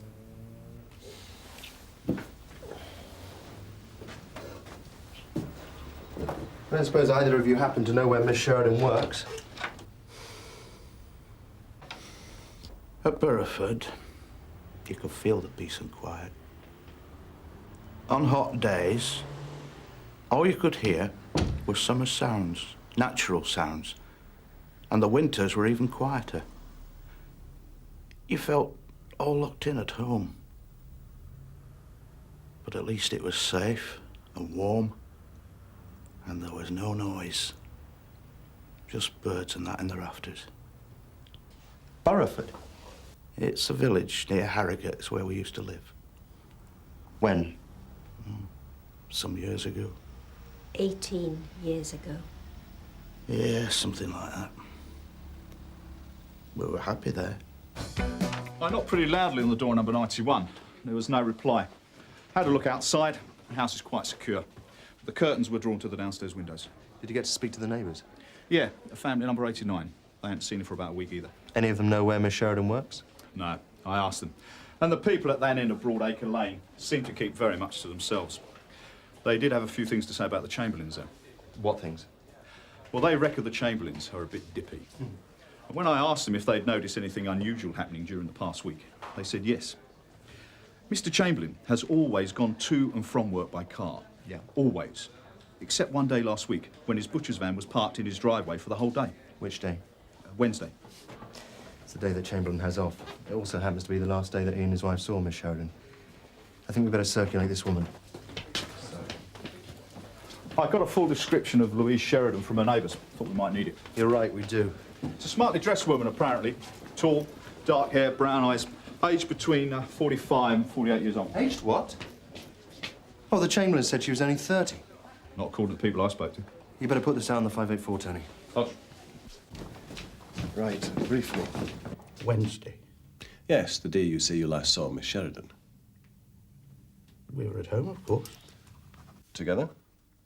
Yes, I don't work on Wednesdays. But your van was at home. My van? Yes. Parked in your driveway. All day. How do you know that? You came here to report a missing person, Mr. Chamberlain. Naturally, we have to look into that. We have to ask around. Do you usually take your van home? No, hardly ever. Anyway, what if I did? It's my concern, it's no one else's. Of course it is. So why was the van there last Wednesday? If you must know, I drove home in it the night before. Why? Because I had work to do, that's why. What kind of work? Look, this is ridiculous. There were things to wash. What things? Muslins and aprons, all right. My wife always washes the muslins and aprons at home, in the machine. We prefer it that way, and it saves money. The muslins and aprons from your butcher shop? That's right. I usually bring them home in the boot of the car, but on this occasion, I used the van. Why? Because they were a bit messy this time, that's why.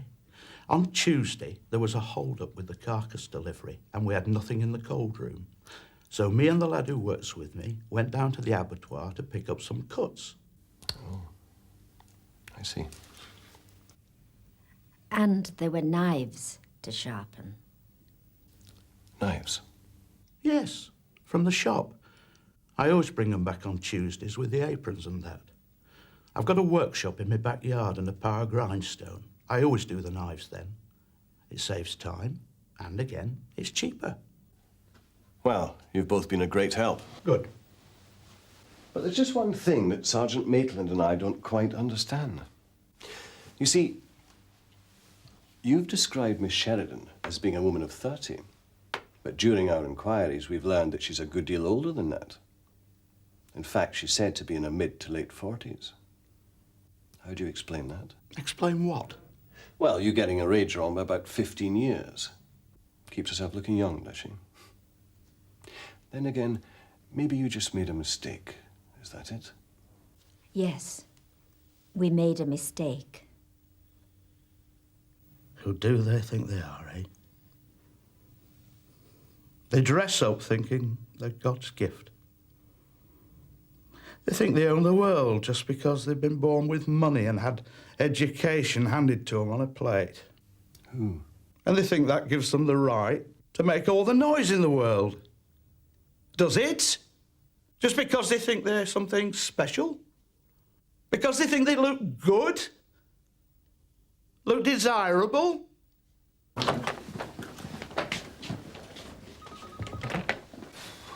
Who needs quiz nights when you get the Chamberlains? Sarge. What? Any chance of getting someone out to Broadacre Lane again? Yeah, it's possible. Why? Mr. Chamberlain's got a workshop in his back garden. I think should be getting the once over. The same with his shop and his van. They ought to be checked out as well. June? Yeah. Yes, Reg. Is Sergeant Maitland about you? Yeah, why? Well, that lady we've all been looking for, she's just come home. Those people are insane. They're always causing trouble. Well, he is. What sort of trouble? Complaints about noise. I mean, what noise? I am not a noisy person. Apart from that, I'm hardly ever in the house. And now this. I come home to find my place full of police and police cars in the road and the neighbours almost sitting outside in armchairs to take a good look. And all because of those people. They thought you'd gone missing. Gone missing? How would they know if I was missing or not? I told you I'm hardly ever at home. I go away on business a lot. I have been away for the past few days. I've been in Birmingham. I've a good mind to bring charges against them. Can I do that? Just why do they resent me so much? I don't even know them. I have never spoken to them. They just happen to live next door. So how did Mr. Chamberlain make his complaints? Oh, I'd get rude little notes shoved through the letterbox, or they'd be hammering on the wall. They are. They're crazy. He even threatened me in one of his stupid notes. What did it say? Oh, I don't really remember, except that it ended something like, "Think yourself lucky to be alive." Do you still have this note? No, of course not. I threw it away. Do you have any of the notes? No. Noise? What are they talking about? Apart from a bit of traffic on the road, this is one of the quietest areas I've ever lived in. I think the noise is all inside their heads. So that's it then? You tell them to go home? No, not yet. There's still something wrong. I'd like to separate them. Give his wife a chance to talk on her own for a change. Is that all right? OK. June, show Mr. Chamberlain through to a separate interview room, please. Yes, Sarge. Excuse me, Sarge. That information you wanted from North Yorkshire Police. Makes good reading. Without Christine? Well, I'll be here too. Can I get you another cup of tea? But I don't like being on my own. Not without her. Mrs. Chamberlain, what did you mean when you said you made a mistake about your next-door neighbour's age? It's easily done. A difference of 15 years, are you sure? We never saw to talk to. And we only ever saw from a distance. Mostly through the curtains. Neck curtains. I'm sorry, but I still find that difficult to believe. Then again, perhaps it wasn't your mistake. Perhaps it was your husband's. Do you think he could have perhaps made up his mind to mistake her for someone else? Who? A woman from a long time ago. 18 years ago. I don't know what you mean. Just making a bit of a guess, but I'd say your husband is not a well man. Am I right, Mrs. Chamberlain? He's fit. He's always been fit. In his body, maybe, but not in his mind. Tell me, whose idea was it to come here and report Miss Sheridan's disappearance? Yours or your husband's? We both decided. You and your husband have caused us a great deal of trouble, Mrs. Chamberlain. Now you must tell us the truth. It was my decision to come here. Why? To protect your husband and possibly Miss Sheridan? From what? From what might have happened.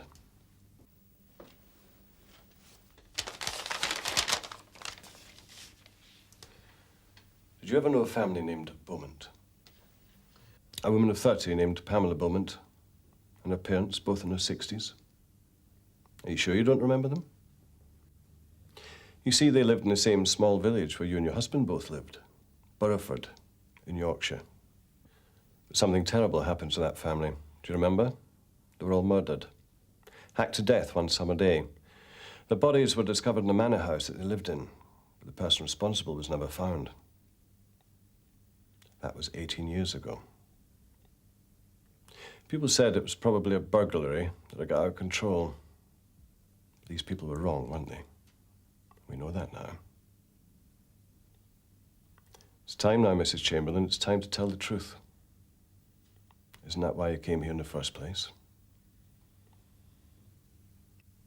Come on now. Please. Tell us. I knew she was going away for a while. Miss Sheridan? Yes. I could tell. I looked through the window and I saw her. She came back early from work. Then she went out again with a large suitcase. Taxi was waiting for her. My husband didn't see her. He was sharpening the knives in the workshop. I didn't tell him I'd seen her. I was so glad she went away.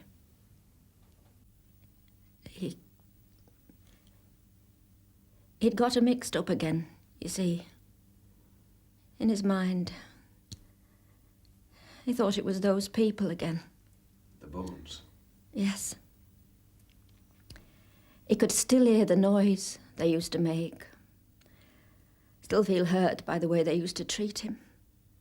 But anyone else who was struggling to make a living.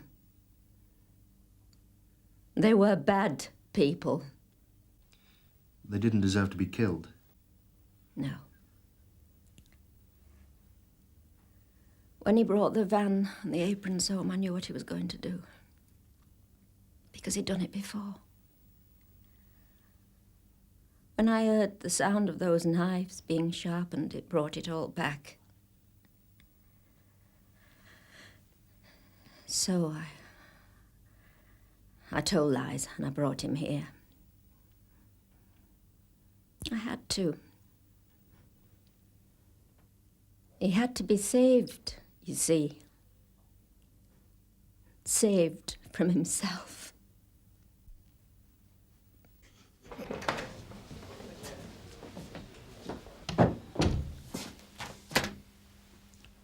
Right. So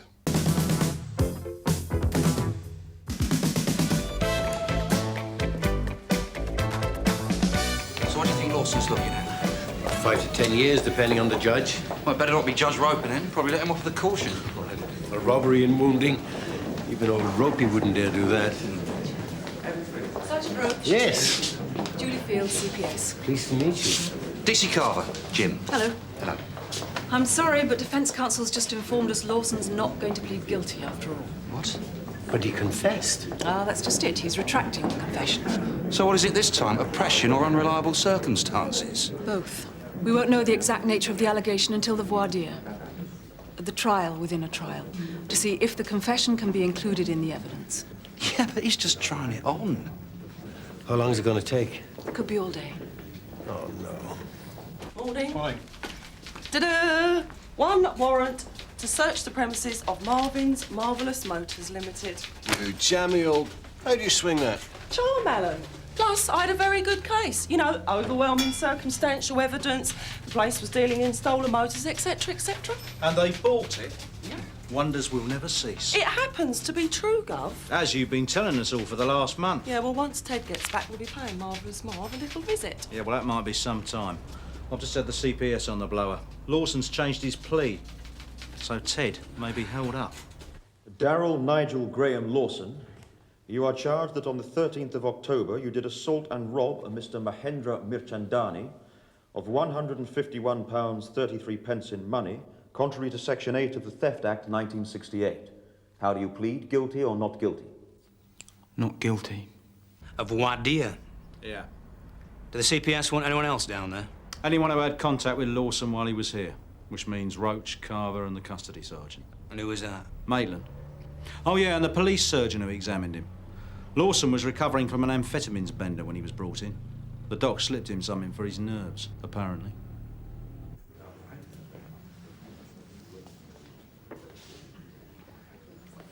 Jim, you're spoiling my coffee. It's the waiting I can't stand, Sarge. Well, plus the fact I don't know what we're supposed to have done.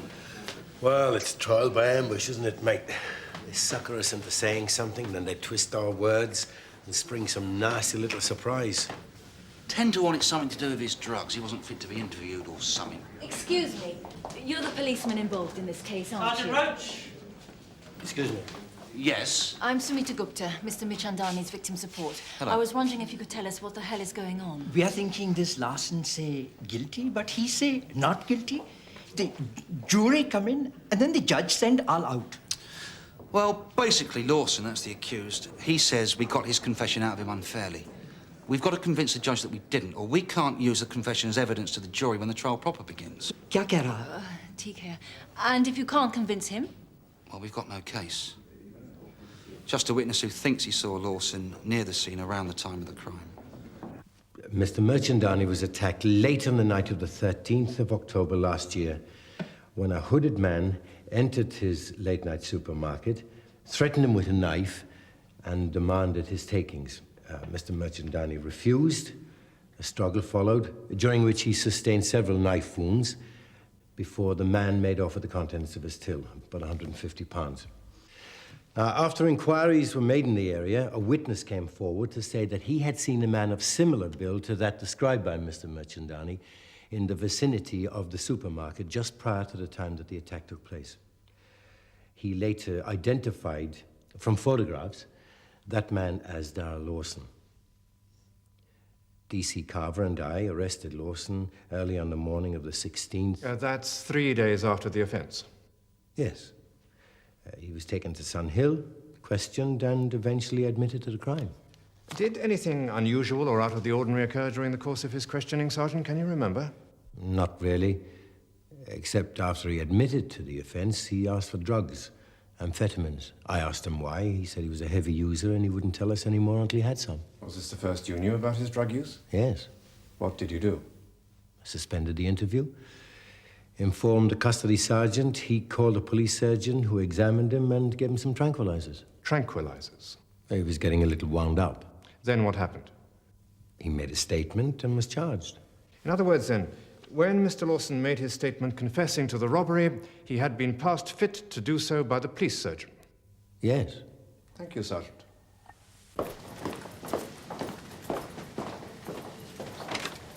John, a word. 12 and appear to be breaking in. Can you deal? Kathy, could you take over, please? All right, Sergeant.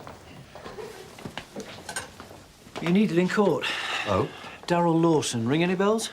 No. No, well, you were custody sergeant when he was brought in for that robbery of the Asian supermarket on Duke Street last October. The speed freak. That's the one. Anyway, he's just retracted his confession, so they want you down at court. Problem? No, sir. Right, Donna's primed to give you the custody records. Quick as you can, then. Thank you, sir. Sergeant Roach, you say that as soon as Mr. Lawson demanded drugs, you suspended the interview and informed the custody sergeant. Yes. There was also a 7-minute break between 8:44 and 8:51 when D.C. Carver left the room, it seems for some coffee. If you say so. I'm surprised you don't remember, Sergeant, because soon after he returned and the interview resumed, Mr. Lawson confessed to the crime. It all happened more than 9 months ago.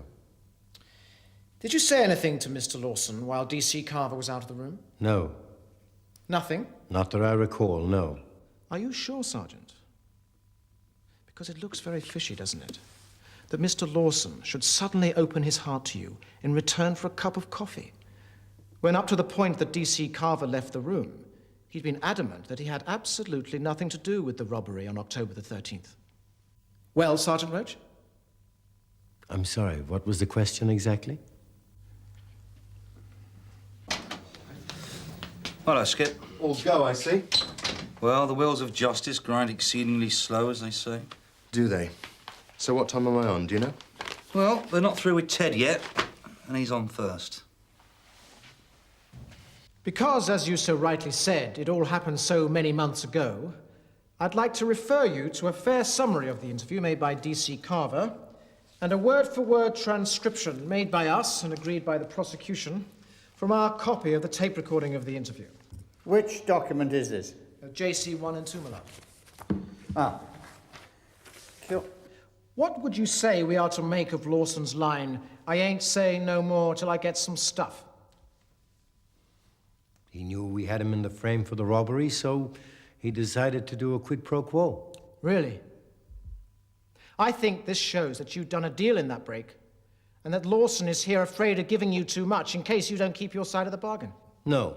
Well, don't you think it's strange that he should talk about his stuff as if you knew what he meant, when he'd never referred to it before at any other time in the interview? I didn't know what he meant. That's why I asked him what stuff. I suggest you did that to cover your back for the tape. I suggest that sometime before this point, maybe when you searched his flat, maybe because of his behavior during the course of the interview, you realized that Darrell Lawson had a drug habit, and in the absence of any evidence against him, you decided to use that to extract a confession. No. I put it to you again, Sergeant. You knew Darrell Lawson needed drugs, and you used that knowledge to get what you wanted from him. Then you conspired with D.C. Carver to cover up the line that gives the game away. No. How do you account for it, then? I ain't saying no more till I get some stuff. If you didn't do a deal. If you didn't oppress my client. You did oppress my client, didn't you? No. I must remind you, Sergeant, you're under oath. Are you calling me a liar? No further questions, my lord? Oh, Ted, great. Listen, I've got the Listen, warrant. I'm sorry so to disappoint you, Viv. We're just on a lunch break. I just came back to ask you a favor. Oh. You know the situation? Yeah. Right. It's almost certain that Lawson is going to give evidence later on. And it's just as certain his brief is going to want me out of the courtroom when he does. Now, I need some eyes and ears in the gallery when he testifies. Why? Why? Because if this case gets thrown out and there are allegations against us in the press, the knives are going to be out for yours truly. That's why. You know what I'm saying? Ted, are you through at court? No, sir. We've just adjourned for lunch. I'd like a word.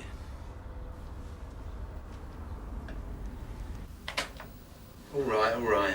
All right, what? I did it, all right. Did what, Darrell? A Packy supermarket. Tell us about it. I ain't saying any more till I get some stuff. What stuff's that, Darrell? You know. Like sulfate. And I ain't saying no more till I get some. A trial within a trial. Has this got anything to do with it? It's come up. Do you want to tell me about it? Nothing to tell. Don't jerk me around, Ted. I've been in this business long enough to develop a good nose, and there's something about this that stinks pretty high. All right, Sergeants. That's the way you want to play it. Detective Constable Carver, when you arrested Mr. Lawson, how would you describe his state, physically and mentally? It's a bit groggy. It was 6 a.m. And mentally? Well, he wasn't pleased to see us, if that's what you mean. No one is that time in the morning. When you searched his flat, what did you find? Nothing. Given Mr. Lawson's amphetamine habit, wouldn't you have expected to find some of the drug there? Oh, not necessarily. Firstly, we weren't looking for drugs. We were looking for things to time in with a robbery. Plus, amphetamines are often taken socially, you know, at dances, parties, etc. I mean, even if he'd been on a run, as he said he had in his statement. A run? A binge, a blowout, Your Honour, lasting maybe up to a few days. So, even if he was on a run, he might have done it all outside the flat. Is Ted gone? Oh, yes, sir, about half an hour ago. Martella? With them, sir. At least they left together. I think they've gone to serve a want on Marvin's Marvellous Motors. Really? Were you surprised, Detective Constable Carver, that Mr. Lawson broke down and confessed so soon after you left him alone with Sergeant Roach while you got the coffees? Well, not especially. Suspects often confess after they've had time to think. Or time to listen? What do you mean? I mean that while you were out of the room, Sergeant Roach did a deal with Mr. Lawson, drugs for a confession, and that you then conspired with him to cover it up in this fair summary. No. No what? There was no deal, no conspiracy, no cover-up. But how do you know there was no deal, Constable? You weren't in the room. Sergeant Roach? Oh, Mr. Merchandise, how are you? All fine now. Doctor's very good. Oh, that's good, that's good. What is happening? I'm about to find out. You wait here. Does the CPS know? Right, okay. Thanks, sir. What gives? Monroe's tracked down the police surgeon on holiday in Santorini. Can't we get her back? Sarge? Yeah. You're on. Thanks. The police surgeon's on holiday on a Greek island. So? So she can't give evidence that we couldn't possibly have known he was a speed freak when we brought him in. Yeah, as far as I can see, that's not the issue. It's whether you said something to him during that break. Or did you? Jim, do you think Lawson is guilty? Yeah. And do you think he's trying it on in there? Of course. So what's the problem? So in your opinion, Sergeant, Mr. Lawson was fit to be interviewed and make a statement?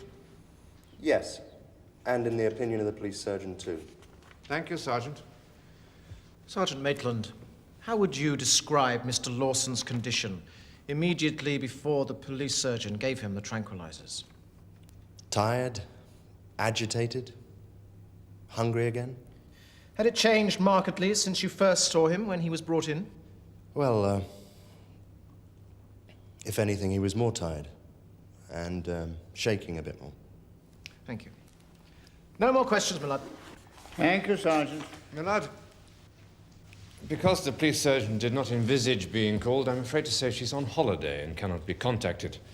However, you do have her statement and her report. The Crown will not be calling any more witnesses, my lad. Very well. Mr. King? Thank you, my lad. I should like to call Darrell Lawson. Blimey, that was quick. Well, it's like Christmas dinner, isn't it? Hours to make, over in minutes. See ya. Mr. Lawson, would you briefly tell His Honour what happened when one of the officers left the room? Yeah. The one with the tash, Roach. He asked me why I'm shaking so much. So I says, I've been on the booze, you know. And he said, do I want something stronger than coffee? So I said, what do you mean? And he said, what am I on, speed or ecstasy? What did you say? Well, I didn't say nothing. I mean, I knew he was trying it on. Did he say anything else? Yeah. He said he knew I stabbed that Indian geezer and that I'm in a lot of trouble. Right now, they're taking me flat apart for evidence, which I found out later was complete porkies, Your Honour. All they needed, he said, was a speck of blood, anything, from the victim, and they could tell because of some new system they got. DNA fingerprinting? Maybe. Yeah. Go on. Anyway, if I cooperate, he said, and admit that I'd done the robbery, that'd all be taken into account by the court, and so would the fact that I was probably on drugs when I'd done the robbery. And how did you react to that? Well, I still didn't say nothing. I mean, I knew he was up to something because the tape recorder wasn't on. So, then what happened? He said I could have something to make me feel better right then if I said I did the robbery. And how did you feel right then? Really down, you know. I mean, all right. I'd been doing speed for some time at that point in my life. I'm off it now. But it had been, I don't know, I suppose, a couple of days since my last hit. So I was pretty desperate, I suppose, for something. Desperate enough to be tempted to make a false confession? Yeah.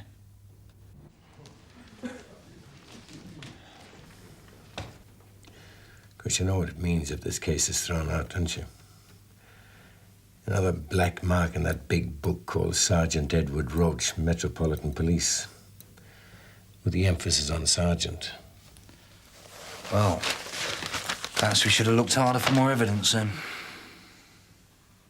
Mr. Lawson, I have only one very simple question for you.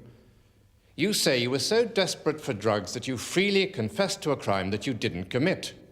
Yes. Well, if you knew or suspected that you would need drugs during the course of your interview, why didn't you inform the custody sergeant of your condition when you first arrived at Sun Hill? Didn't know I could. Didn't the sergeant tell you your rights? The right to see a solicitor, to have somebody informed of your arrest, to refer to the Police and Criminal Evidence Act codes of practice? I can't really remember. I was a bit out of it, you know. But not too out of it to know that Sergeant Roach shouldn't have been talking to you with his tape recorder off. No. No. So, despite your condition and the knowledge that you might need drugs, you ignored all the possibilities of help that were offered to you on arrival, especially a solicitor. I was scared. I thought if they knew, you know, I was doing speed, that they'd have something to pin on me. Say I was doing it when I was on a run or whatever. And yet later you confessed. Look, you know how they do these things. They get you all confused, wound up. And when you're in those places, you're in their hands. They can do one thing and say something totally different. So I thought, yeah, I'd make a statement. Otherwise, they'd make it all up themselves anyway. And I'd go down like all them others, the Birmingham 6, the Tottenham 3. And I didn't want to be the Sunhill 1. Viv? Sir? Come in, will you? Close the door. Take a seat.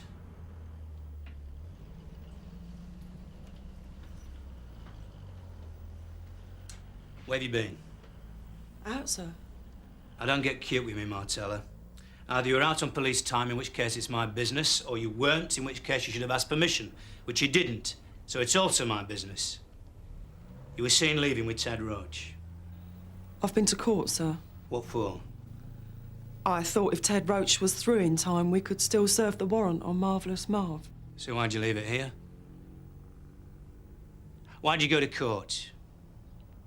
Let me guess. Ted Roach asked you to spy for him. Hear what Lawson had to say for himself. Am I right? I'm asking you a question, Martella. Am I right? Yes, sir. You know what you've done, don't you? Hearing Lawson's testimony means that Roach would be able to alter his own testimony if it came to a full trial. You know the sort of stink that'd make if the defence found out? What it'd do to this case, to the credibility of this department, to our relationship with CPS? Yes, sir. Oh, you knew all that, but you still did it. Get out.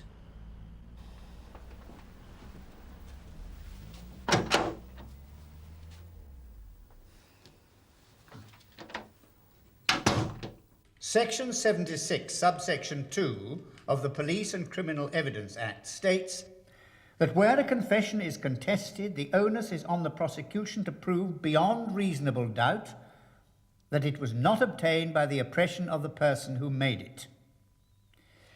You see, everything boils down to whom you believe. Now, to believe Mr. Lawson, one has to think that Sergeant Roach was sharp enough in the interview to work out that Lawson was dependent on drugs. Now, to believe Sergeant Roach, on the other hand, one has to overlook the statement that was brought forcibly to the attention of the court, "I ain't saying no more till I get some stuff," which, on the face of it, certainly seems to imply a prior conversation about Mr. Lawson's drug use, which was not recorded on the tape. And, of course, Mr. Lawson made his confession without a solicitor present. On balance, though, I have decided to allow the confession to stand, though I feel bound to point out, Mr. Smith, that you may find a jury rather less obliging, particularly in view of the lack of any other very substantive evidence in this case.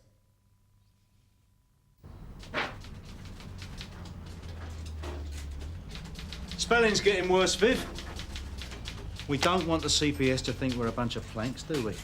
Right, Viv? It's now or never. Marvellous Marv's misappropriated motors. Sorry, Ted. DCI. Now. Do you have a problem with the rules, Sergeant Roach? No, sir. Because if you do, I've got a problem with you. Now, I don't know what happened in that interview, and I'm prepared to give you the benefit of the doubt. But using a fellow officer to spy for you in court, what do you think you're playing at? What'd she say? Forget Martella. I'm interested in you. An officer only bends the rules if he's lazy, bent himself, or to cover up a mistake. So what was it? Well, let me tell you, Sergeant Roach, mistakes I can cope with up to a point as long as you come clean with them. But laziness and corruption, I have no time for. Do I make myself clear? Yes, sir.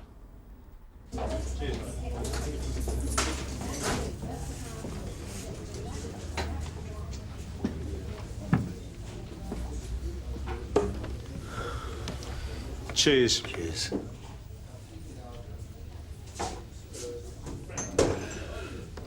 You know what really gets up my nose about this whole business?